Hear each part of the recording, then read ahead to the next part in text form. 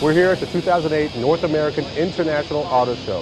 While much of the show has been focused on better fuel economy, this is still the Detroit Auto Show, and there have been a lot of launches. This is a tremendous venue, and all the manufacturers use this venue to launch a lot of new vehicles, some concepts, some dream cars, and some production cars. And being the Detroit Auto Show, the big three here have really come out with the big guns. What they're doing is shoring up the important brands. We're not seeing introductions of all new vehicles or new nameplates, but making the old ones stick. You got an all-new F-150 from Ford, very important to their success. A brand new Dodge Ram pickup truck to compete against that F-150. And over at the GM booth, the brand new Corvette ZR1. Oh my God. 620 horsepower. On the production side, BMW introduced the X6 activity vehicle. Looking at the interior of this car, they're really pushing the limits. Paddle shifters, amazing sound system, high quality wood and leather. This car's going to be a big hit. They also have a 3 Series diesel and an X5 diesel. Also at the show is the brand new Subaru Forester, which has a really sexy look for being what it is, a Subaru Forester. Also the brand new Passat, this Concept CC, has a lot of sex appeal for a Volkswagen. This is a 4-door coupe, much like the Mercedes CLS. This is a hot car in a very hot segment, coming to a dealership by the end of the year. And lastly, the Toyota Venza, which, while they're calling it a crossover kind of segment buster vehicle, to our eyes, it really looks like a Camry wagon. As if Toyota didn't have enough crossover and SUVs, they introduced yet another one. This is the all-new 5-passenger Venza crossover, coming late in 08, designed to compete with the Ford Edge and the Mazda CX-7. Last year, Cadillac gave us the CTS. This year, the CTS-V. As you can see, there's a lot of buzz around the all-new Cadillac CTS-V. 550 horsepower. Look out, BMW M3. Cadillac's coming. Hyundai has really stepped things up with the all-new Genesis sedan. 4.6-liter engine that produces over 350 horsepower. Excellent interior, wood, leather. This is a true Lexus competitor. Hyundai's really gone upscale with the Genesis.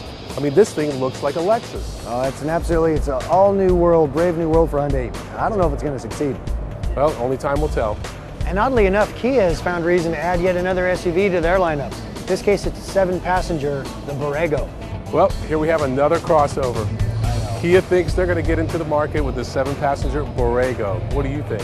Well, for me, it's just bizarre to see this logo on a vehicle that's bigger than an Explorer. Very strange. And Audi, who really seems to be on a design roll lately, has introduced 2 new cars. One, the A4 sedan, which is a beautiful wolf in sheep's clothing. The design, obviously, on this car, you can't help but see the new A5 or S5 coupe in this vehicle, especially from the headlights. If you come around here, you'll see it's got this sculpted line along the side here, like a world-class athlete in a fine Italian suit. The Audi A4. And the TTS, which is a high-performance 265 horsepower version of the very attractive TT. While Ford and Dodge introduced 2 full-size pickup trucks, we've seen a couple of subcompact concepts. The first is the Suzuki X-Head. It was introduced at the Tokyo Auto Show, and they brought it here for the North American Auto Show. This is a wonderful little truck. Although it is a concept, it does give you a little glimpse into where we're going with small pickup trucks. And just look at the utility of this truck. One of the best features of the X-Head is the storage compartment on the side of the truck. Makes good use of space that would otherwise be useless. Next is the Toyota ABAC. Compact pickup trucks in this country are getting bigger and bigger, so Toyota's going to do something about it. And if you're talking design, you've got to talk about what General Motors is doing these days. They introduced the Cadillac CTS Coupe concept. This is the Cadillac CTS Coupe concept. Cadillac is not committed to building it yet, but they should. This will be a great 3 Series competitor. If I was putting my money down, they're going to make it, and I hope they do. It looks really good. Also from the Cadillac side of the fence is the Provoke crossover SUV. Also something that probably looks pretty close to production, especially how aggressive they've been lately.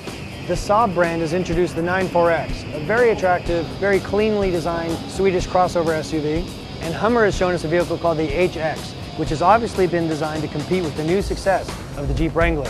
Ford introduced a couple of concepts. One, the Explorer America. I gotta tell you, this is the most exciting concept for me at the show. And the Verve, another concept both in sedan and 3-door, a car that they're currently building in Europe that's probably coming here in the same form. And of course the crossover segment just continues to grow. Land Rover showed us the LRX, which is a small crossover with a lot of sporting appeal, to be fair. What you see here is a compact, personal luxury SUV and it's supposed to get 50 miles to the gallon.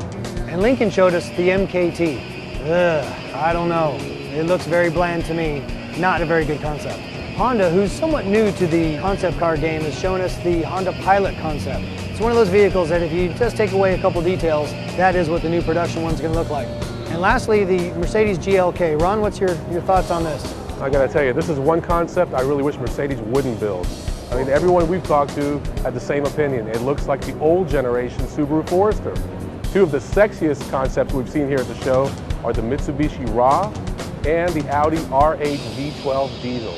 The RA is probably a vehicle that if you kind of take away some of those details, you might see the next Mitsubishi Eclipse in that car, and I hope they do it. I hope so too. Kind of take the stigma away from this car being more of a secretary's car to more of a performance car. Yeah, a baby Ferrari almost. And what did you think of the R8? I got to tell you, I think that's the highlight of the show. Car of the show, no doubt about it. What's interesting about that is that it's really introducing technology which is never thought of as sexy, diesel.